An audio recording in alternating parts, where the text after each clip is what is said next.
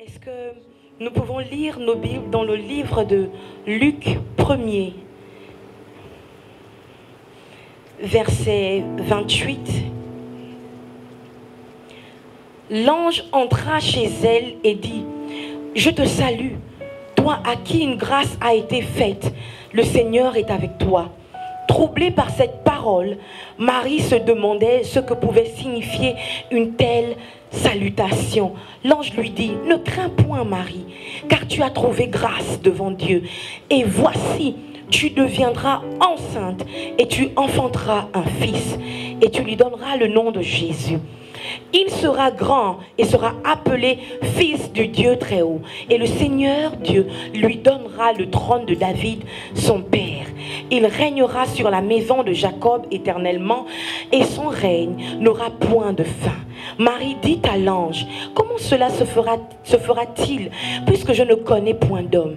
L'ange lui répondit: Le Saint-Esprit viendra sur toi et la puissance du Très-Haut te couvrira de son ombre.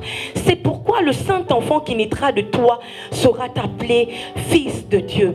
Voici, Élisabeth, ta parente, a conçu elle aussi un fils en sa vieillesse, et celle qui était appelée stérile est dans son 6e mois. Alléluia.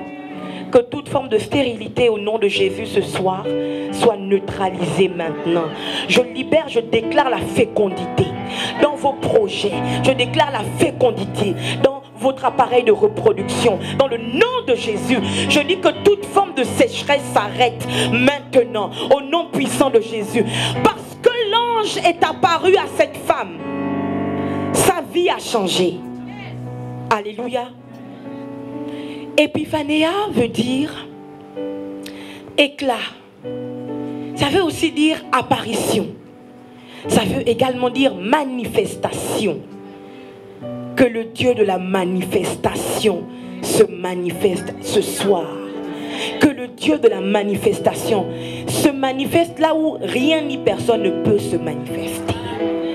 Au nom de Jésus. Épiphanéa est tiré du mot épiphane, qui lui est tiré du mot épiphaino. Alléluia. C'est du grec. Alléluia. Et épiphaino veut dire éclairer, paraître, être manifesté. Je prie que quelqu'un soit manifesté ce soir, dans le nom de Jésus. Je prie que quelqu'un soit éclairé ce soir, dans le nom de Jésus. Je prie que quelqu'un puisse paraître ce soir. Nous sommes dans une génération dans laquelle, si on parle du fait de paraître, on nous taxe tout de suite de religieux, de ceux qui veulent suivre la vaine gloire. Mais bien aimé, la gloire, c'est notre essence même. Dieu parle, il dit: faisons l'homme à notre image et à notre ressemblance, afin qu'il... Non, je n'ai pas entendu. Afin qu'il... Comment tu peux dominer si tu n'es pas glorieux? Comment tu peux renier la gloire, refuser la gloire, quand tu sais que tu es tiré de celui qui a dit: faisons l'homme à notre image et à notre ressemblance.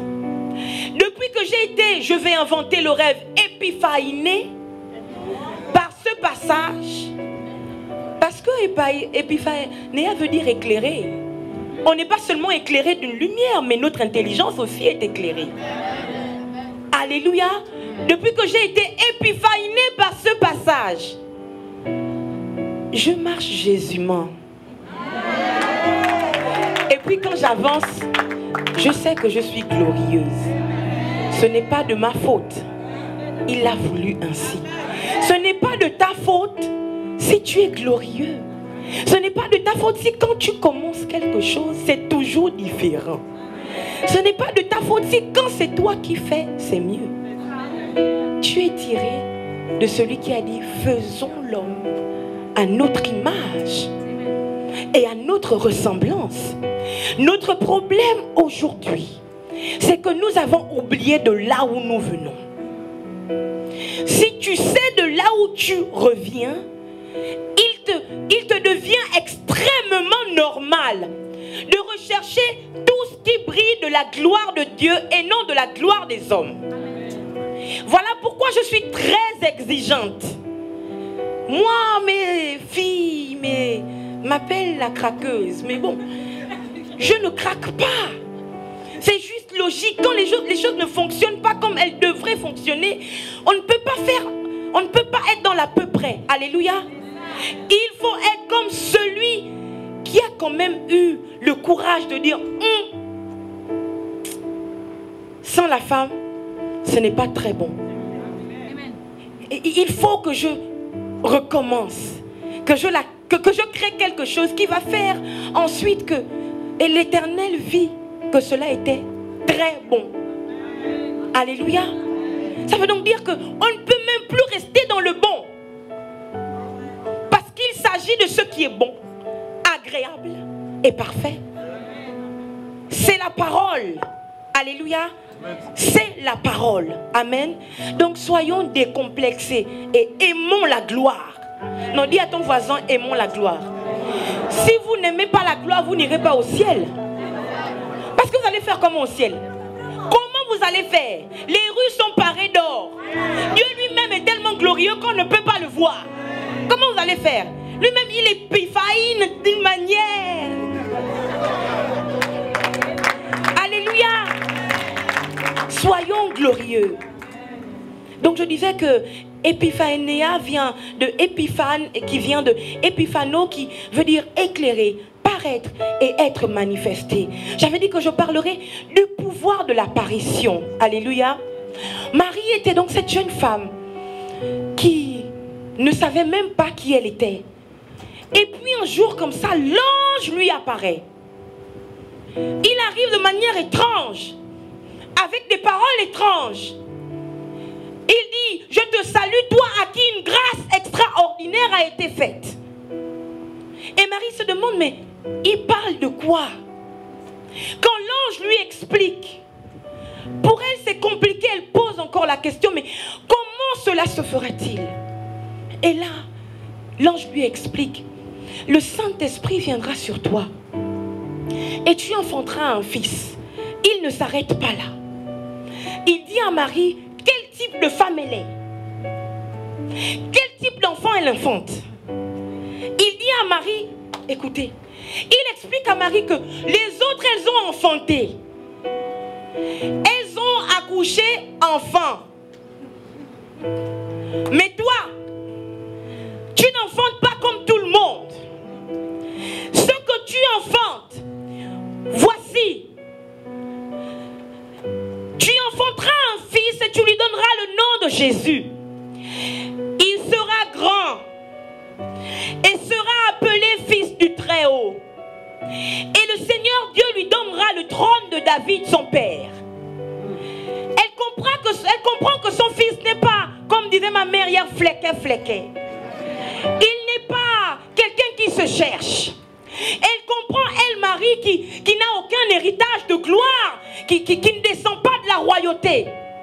Elle comprend que elle, Dieu, quand le Saint-Esprit tombe sur elle, il la rend capable d'enfanter des choses extraordinaires. Quand le Saint-Esprit tombe sur quelqu'un, il nous rend capable d'enfanter des choses extraordinaires. Il nous rend capable de faire ce que les gens ne pouvaient pas faire. Écoutez, quand il y a apparition, quand Dieu apparaît, il n'apparaît pas pour te dire ce que tu sais déjà de toi. Il apparaît pour te dire ce que tu ignores de toi. Il y a des gens qui sont arrivés vous dire qui vous n'êtes pas. Et quand Dieu apparaît ce soir, Dieu apparaît dans ta vie pour te dire quel type de personne tu es. Quel type de grâce, de gloire tu portes à l'intérieur de toi. Il dit que ton fils sera grand. Il aura le trône de son père David. Il dit qu'il tient un sceptre dans ses mains. Il dit qu'il est glorieux. Que Dieu l'appelle pour racheter des hommes. Alléluia. C'est ce que tu es. Amen. Alléluia. Amen. Comprends que même si le projet te semble insignifiant, c'est la clé que Dieu a trouvée pour changer la vie de plusieurs à travers toi. Amen. Alléluia. Considère-toi et respecte-toi.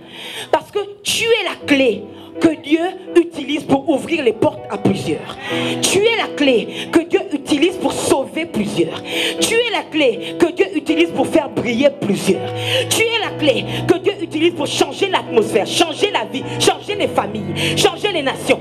Tu es la clé. Dieu n'a pas d'autre choix que de t'utiliser toi. Alléluia. Amen. Je voudrais parler d'un autre homme. Et là, je veux parler de celui qui est né de cette femme. Je disais que je parle du pouvoir de l'apparition. Quand l'ange est apparu dans la vie de Marie, sa vie a changé. Sa vie a tellement changé que même les anges se battaient pour son foyer. Même les anges se battaient pour son mariage. Regardez, quand Marie est enceinte et que Joseph, son fiancé, parce que la Bible déclare que Joseph apprend que Marie est enceinte avant qu'ils n'eussent habité ensemble. Qu'ils n'eussent habité ensemble. Alléluia. Amen. Mais Joseph se dit, mais toi et moi, on n'est pas mariés. On n'habite pas ensemble. Comment se fait-il que tu es enceinte? Et la Bible dit que secrètement, Joseph veut se détourner d'elle. Il veut rompre les fiançailles. Secrètement, frère, c'est secrètement. Voilà. C'est pas de manière malpropre là. Vraiment, quand ce qu'elle a fait vraiment, elle ne me vaut même pas un nom. Non, le respect de l'autre, c'est secrètement. Mais gloire à Dieu parce que Joseph était un homme de vision. Heureusement qu'il n'a pas tout gaspillé en gaspillant le nom de Marie. Amen. Alléluia. Sinon Dieu aurait dit, frère, toi c'est plus bon, changeons. Alléluia. Mais secrètement, il veut se détacher de Marie. Et parce que l'ange avait déjà apparu à Marie, c'est fini. C'est-à-dire que l'ange lui-même était déjà apparu. Quand l'ange est apparu, il y a une atmosphère bizarre qui a changé autour de Marie. Ce qui était dur là est devenu facile. Alléluia. Ce qui était compliqué est devenu bien. Les faveurs et les grâces qu'elle n'avait pas avant, tout a changé. Les faveurs étaient là. Même quand son fiancé voulait tourner le dos, Dieu a dit, il faut une autre apparition. Puisque Marie, j'en ai besoin moi. En fait, pendant que je suis en train de parler, je réalise que, mais c'était trop tard. Dieu n'avait pas le choix. En fait, Dieu était obligé de se battre. Parce que Joseph, c'était lui en fait le descendant de David. Et la fatale, c'est quoi? C'est que Marie a déjà été couverte du Saint-Esprit. Elle est déjà enceinte. La seule chose que Dieu doit faire, c'est tout faire que le gars épouse la soeur. La seule chose. Il dit, il faut donc une autre apparition. Rapidement les gars. J'envoie qui? Gabriel, tu es où? Mais Joseph dort. Il dit, c'est très grave. S'il vient rompre les fiançailles, là on est foutu. Rentre dans son sommeil, n'attends pas la journée. Faut rentrer dans son sommeil. La journée c'est long. Donc, l'ange se dit, ok. Et là il a plongé dans une autre atmosphère. C'est pour ça que je disais hier que vous devez décider de quoi vous voulez rêver. Alléluia. Les batailles qu'on n'a pas physiquement, on peut aller les avoir dans nos rêves. Alléluia. L'ange a plongé dans le rêve de Joseph. Et il a dit, frère, regarde, cette affaire, ne gâte pas l'histoire. C'est moi ici l'ange qui te parle. Je t'apparais ici dans ton sommeil. Je ne sais pas quelle heure il était, mais c'est maintenant. Hein? Quand tu vas te réveiller, regarde, il faut aller la prendre. Tu comprends? Va la chercher. Ce qui est extraordinaire, c'est que le lendemain, quand Joseph se réveille, il ne fait pas ce que nous on fait. Je réfléchis, j'analyse, est-ce que c'est de Dieu? Quand Dieu t'a parlé, même si c'est en son, tu sais que c'est Dieu. Quand Dieu est rentré en toi, quand Dieu t'a parlé, tu sais que c'est Dieu. Tu ne doutes pas. Joseph s'est réveillé. Et Joseph alla prendre Marie, sa femme. Pourquoi? Parce qu'il y a eu Épiphanéa. Il y a eu apparition. Alléluia. Il y a eu apparition. Si vous avez une apparition et votre vie ne change pas, c'est pas Épiphanéa. C'est pas Dieu. Alléluia. Et je disais que je voulais parler d'une autre apparition. Et il s'agit de cet enfant qui finalement grandit.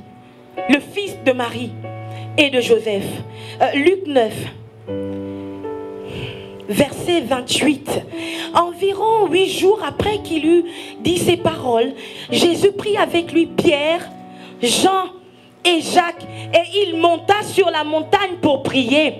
Pendant qu'il priait, l'aspect de son visage changea, et son vêtement devint d'une éclatante blancheur. Et voici, 2 hommes s'entretenaient avec lui. C'était Moïse et Élie qui apparaissant dans la gloire.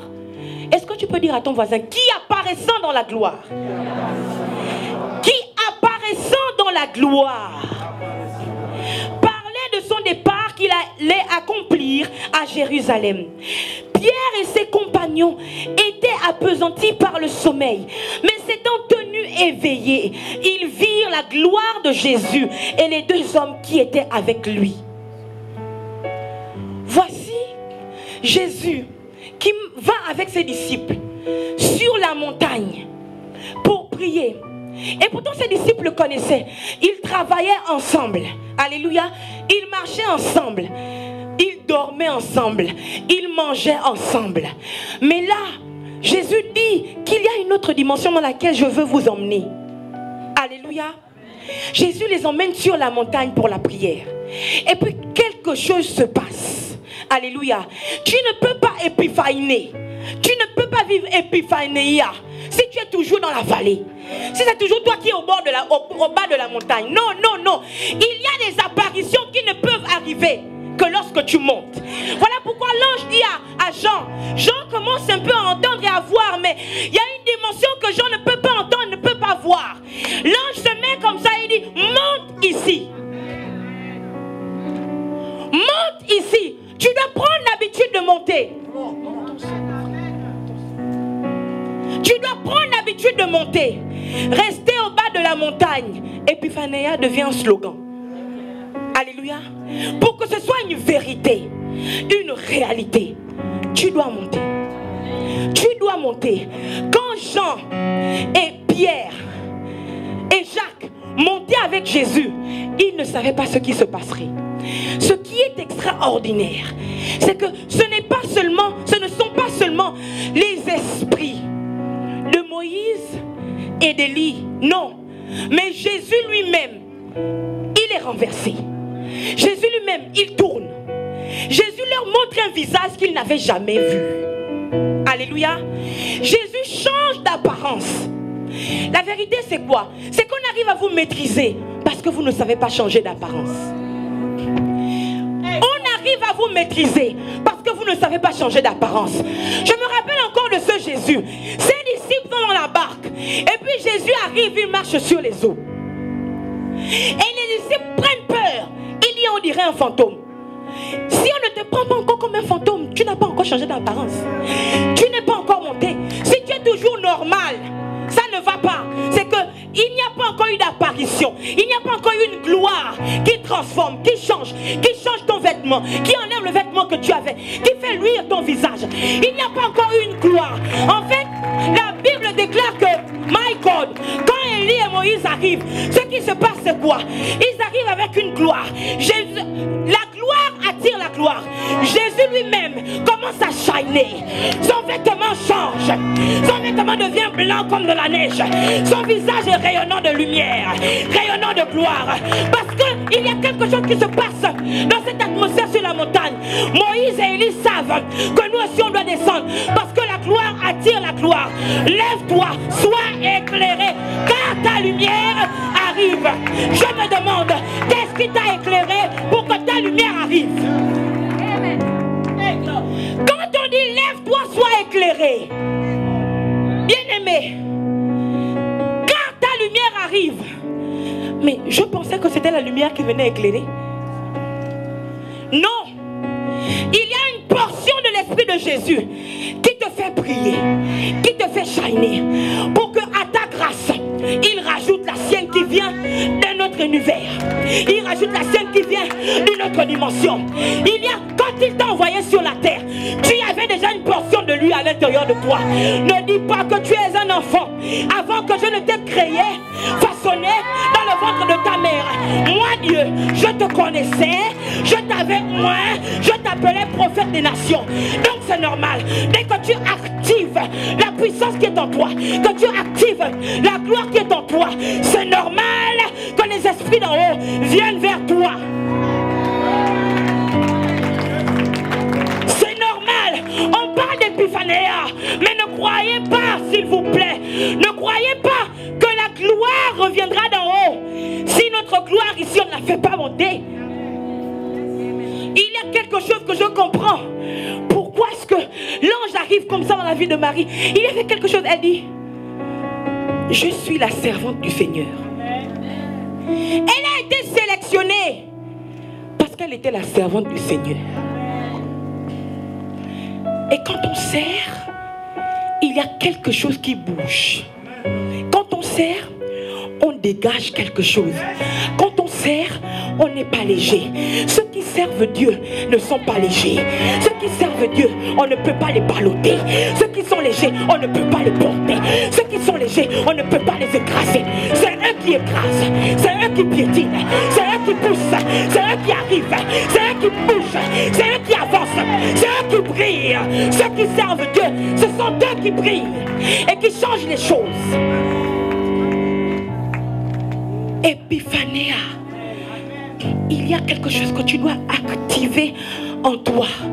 Jésus, my God, my God. Quand vous lisez la suite de l'histoire de la transfiguration, la Bible déclare que le matin, ils sortent de là. Ils arrivent et il y avait déjà certains disciples de Christ qui avaient essayé de délivrer un petit enfant qui était possédé d'un esprit méchant, qui le jetait soit dans l'eau, soit dans le feu. Et je ne comprends pas les disciples de Christ qui ont essayé de délivrer cet enfant, et pourtant c'était les disciples de Jésus, et pourtant ils avaient été remplis par la présence, les enseignements de Jésus. Mais pourquoi n'ont-ils pas réussi? My God, c'est parce qu'ils n'avaient pas vécu l'étrangeosité d'Épiphanéa. Ils n'avaient pas vécu ce genre de choses. La Bible déclare que Jésus-Christ est rencontré par Moïse, celui qui a maîtrisé l'eau, par Moïse qui a changé l'eau en sang, par Moïse qui a parlé à la mer rouge et la mer s'est ouverte. Or, cet enfant, quand l'esprit maléfique arrivait, le bousculait pour le jeter dans l'eau. Oh, si tu n'as pas la maîtrise des esprits des eaux, comment tu vas faire pour combattre les esprits maléfiques des eaux?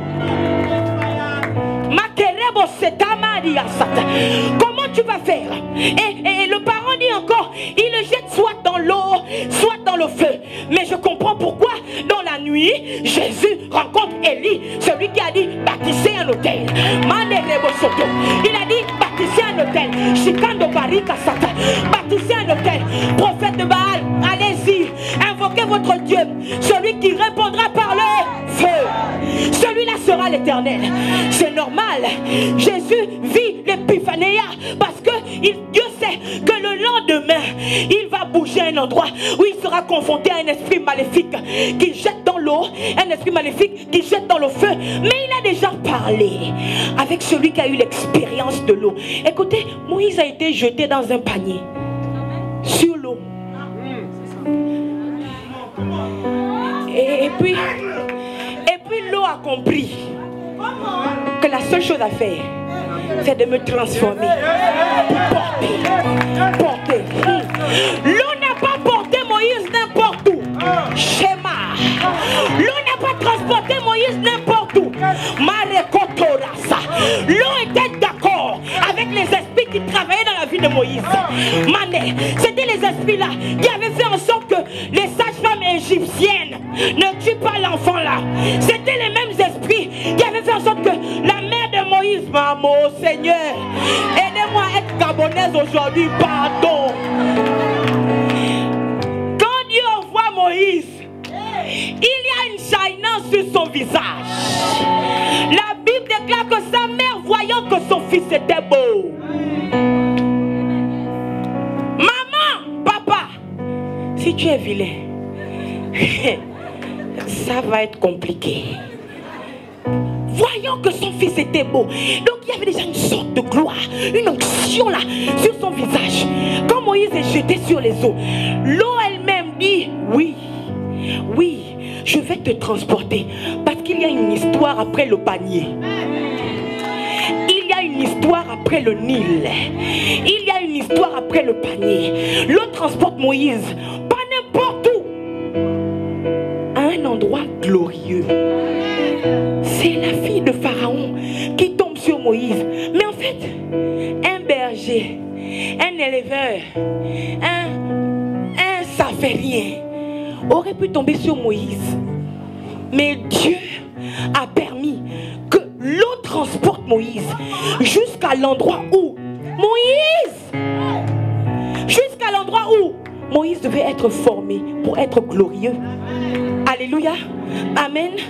Donc je disais que Jésus, c'est normal qu'il réussisse ce miracle, cette délivrance. Il a déjà rencontré celui qui maîtrise les eaux. Il a rencontré celui qui maîtrise le feu, Élie.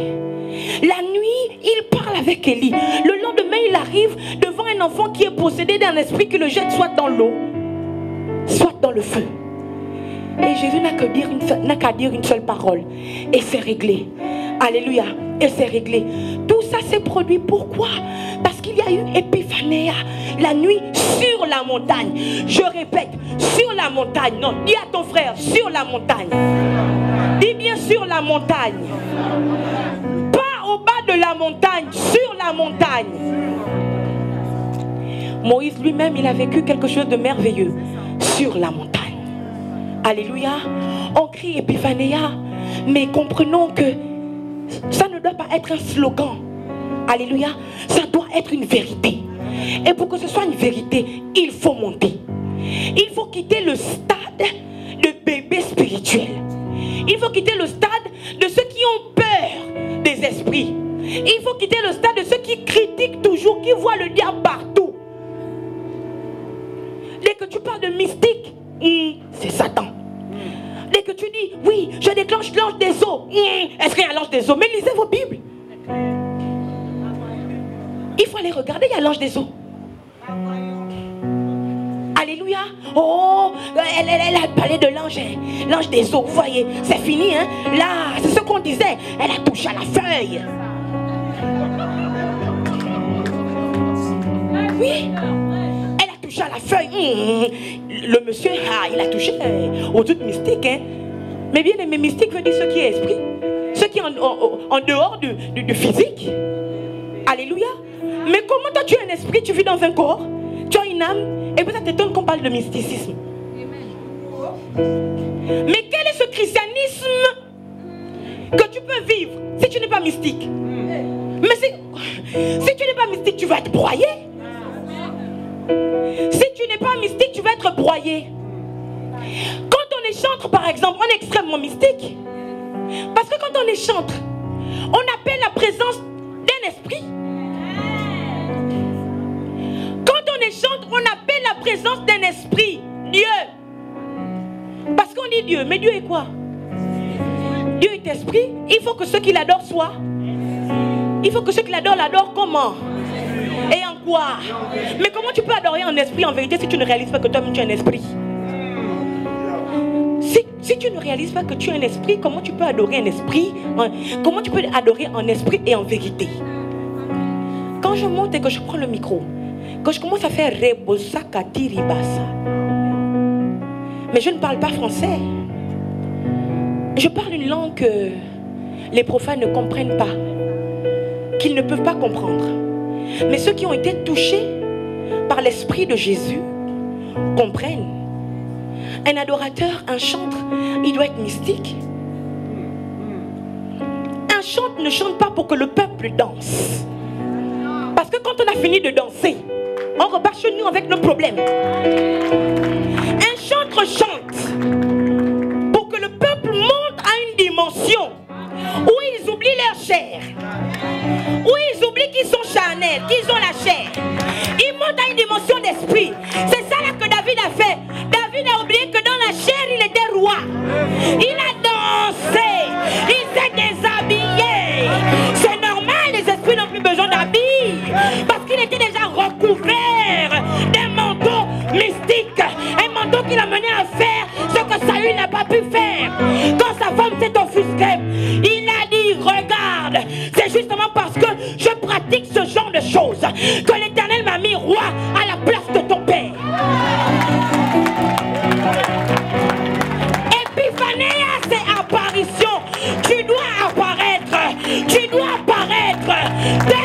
tu es, tel qu'il t'a pensé et tel qu'il t'a formé.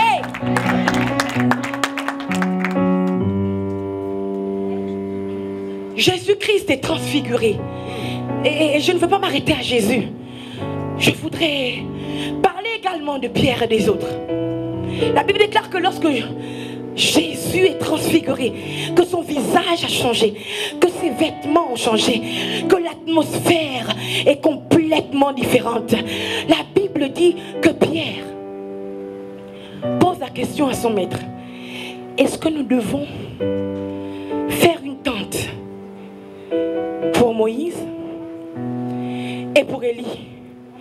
Qui a dit à Pierre que c'était Moïse? Qui lui a raconté que c'était Élie? Puisque Moïse et Élie avaient existé des siècles avant Pierre. Quand on est sous les... Quand on épiphanéise,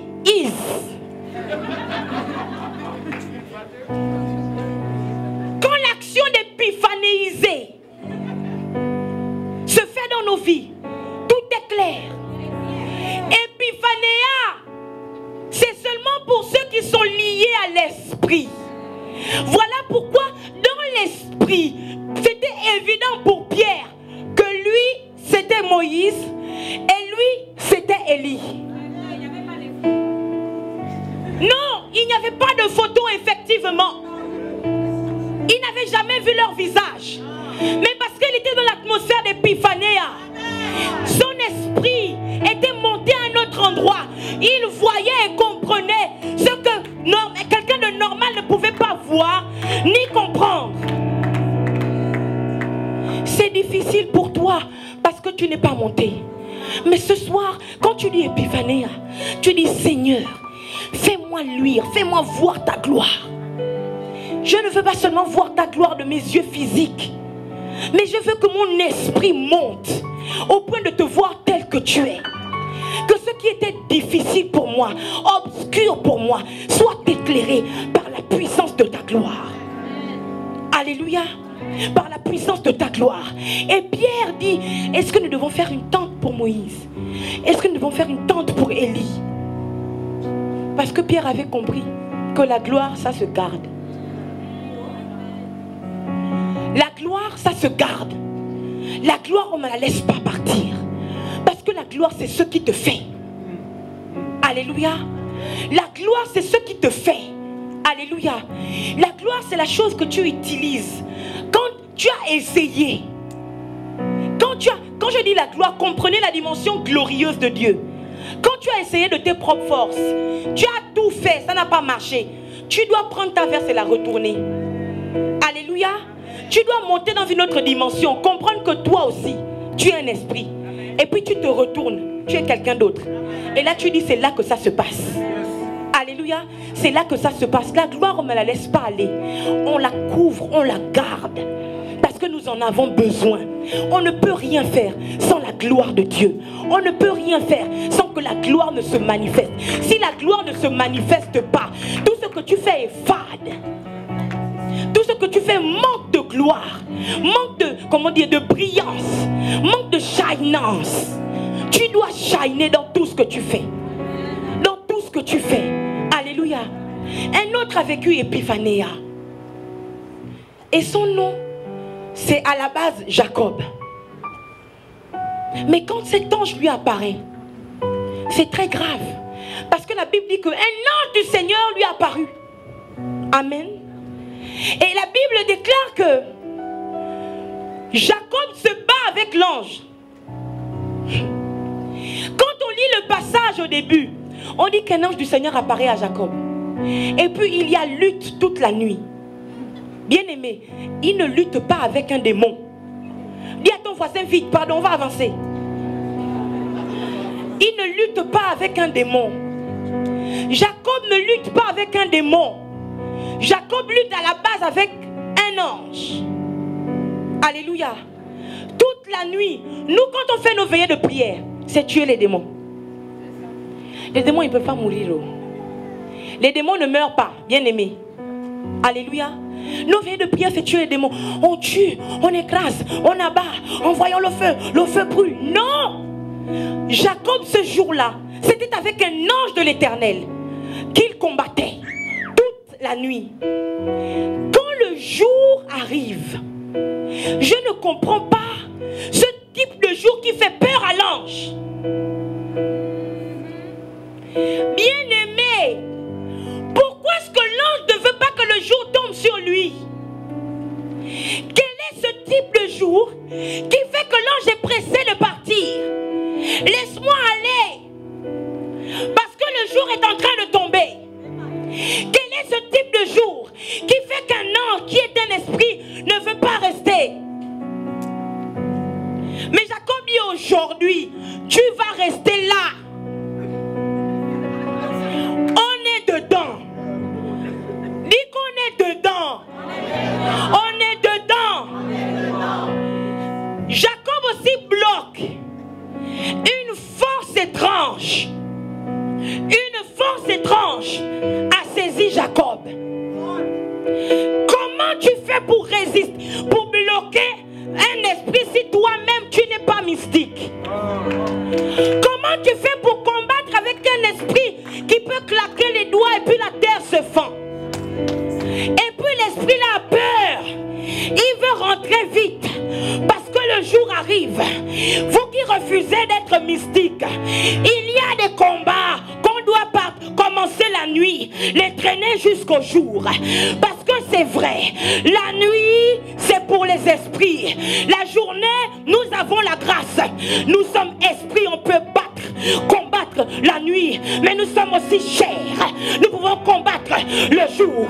Oh, l'ange ne pouvait rien faire parce que le jour, les esprits, tout le monde ne voit pas les esprits, bien aimés. Mais ce jour-là, Jacob avait ces deux dimensions. Il était avantagé. La nuit en tant qu'esprit, le jour en tant qu'homme. Il bloque l'ange. Il dit aujourd'hui là, on est sur la terre, c'est mon domaine. 2, moi je suis charnel aussi. Je peux te bloquer parce que là, c'est mon tour. Epiphanéa, tu as apparu dans ma vie. Tu dois relâcher quelque chose. Je ne te laisse pas partir. Chacun des rebossos. Jacob a montré que là, mon frère, ici sur la terre, c'est moi qui suis Dieu. Il dit, le ciel à Dieu, mais la terre, il a donné au fils des hommes. Et là, Jacob comprend que je suis le Dieu sur la terre. C'est mon domaine. Comment tu es venu sur la terre et puis tu vas partir? Je te bloque. Tu vas relâcher ce que tu dois relâcher. L'ange bouge, il se bat. Jacob aussi bloque. L'ange casse ton côté. Jacob bloque quand même. Je ne sais pas ce qui veut te casser le côté. Bloque. Oh, bloque. Tu dis blocus. Tu bloques. Tu retiens. Et là, il n'y avait qu'une seule chose qui pouvait faire que Jacob le lâche. Quel est ton nom? Quel est ton nom ce soir? Quel est ton nom? Je croyais que tu allais te lever. Quel est ton nom? Quel est ton nom? What is your name? Quel est ton nom? Quel est ton nom? Quel est ton nom? Là c'est l'ange qui parle. Là c'est l'ange qui parle. Il comprend qu'on ne peut pas marcher sur la terre des hommes si on n'a pas un nom. Je canne des rebosoto. Maman, ça. Quel est ton nom? Jacob ne perd pas son temps à demander c'est quoi son nom. C'est quoi ton nom à toi, ange? Non, l'ange demande quel est ton nom? Jacob répond. Jacob. Et voici ce qui se passe. L'ange en question, qui est soi-disant un ange, parle avec sa bouche. Il déclare: on ne t'appellera plus Jacob, mais on t'appellera Israël. On ne t'appellera plus perdu, mais on t'appellera gagnant. On ne t'appellera plus échoué, mais on t'appellera glorieux. On ne t'appellera plus ténébreux, mais on t'appellera gloire, lumière, puissance, autorité. Quel est ton nom? Il répond Jacob. Et l'ange dit non. On ne t'appellera plus Jacob, mais on t'appellera Israël. Et je me suis demandé, est-ce qu'un ange a le pouvoir de nommer quelque chose? Est-ce qu'un ange a le pouvoir de donner un nom à quelqu'un? Regardez vous-même, lisez la parole. Est-ce qu'un ange a le pouvoir de nommer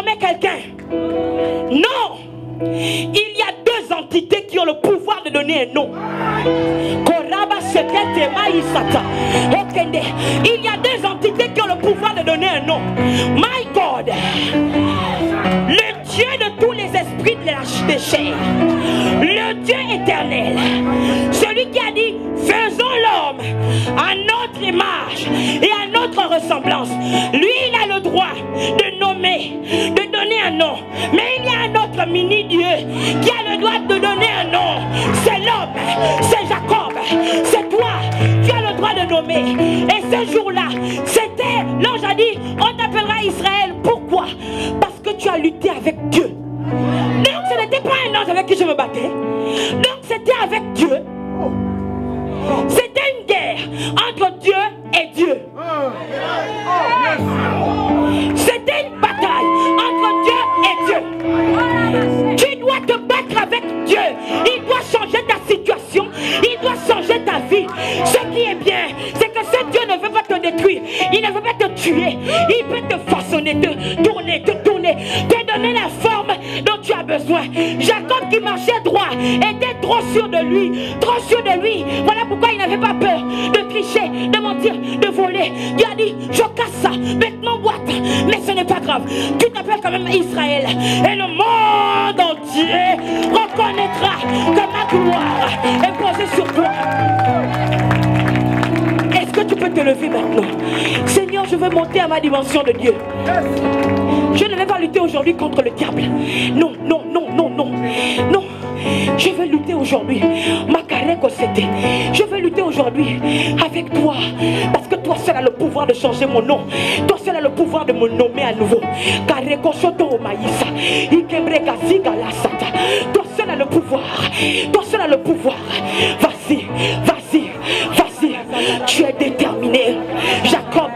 Jacob réalise à la fin de sa bagarre, à la fin de sa lutte, qu'en réalité ce n'était pas un ange, mais c'était Dieu qui avait le pouvoir de nommer sa vie, de nommer son nom, de changer sa vie sur la terre. Tu veux qu'il change, tu veux qu'il change. Si tu es rentré dans l'épiphanie, alors tu ne peux pas le laisser aller. On dit que l'Éternel te rachète. C'est lui qui a la monnaie pour te racheter.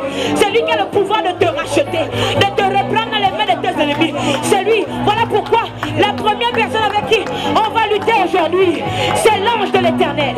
C'est Dieu. La première personne avec qui nous allons lutter aujourd'hui, c'est Dieu. Parce que c'est l'Éternel qui me rachète.